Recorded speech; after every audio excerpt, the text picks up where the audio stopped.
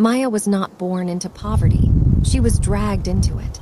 At 23, she had already buried both her parents, been thrown out of her family home by relatives, and left with nothing but a small bag of clothes and a cracked phone with no data. The world didn't feel cruel to her.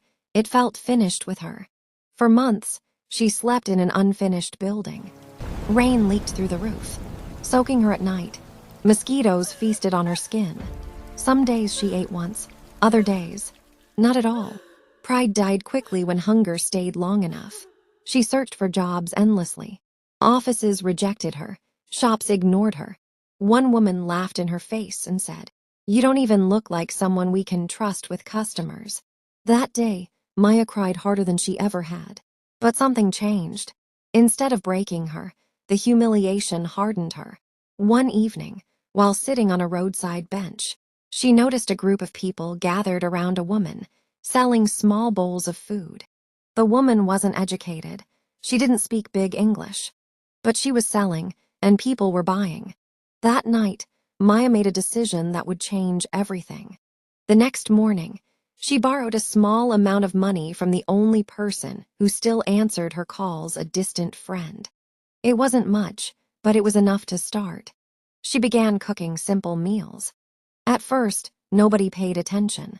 People passed her by, some even mocked her. "Graduate way day sell like this," they whispered. But Maya didn't stop. Every day, she showed up. Rain or shine, hungry or tired, embarrassed or ignored. She smiled at customers, even when they didn't smile back. Weeks turned into months. One day, a tired office worker stopped and bought from her. The next day, he returned with a colleague, then another, and another. Slowly, the crowd began to grow. Her food was good, but it was her resilience people could taste. Within a year, Maya was no longer selling by the roadside.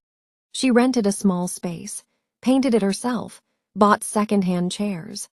2 years later, she opened her first restaurant. 5 years later, she owned 3. The same people who once ignored her now lined up outside her doors.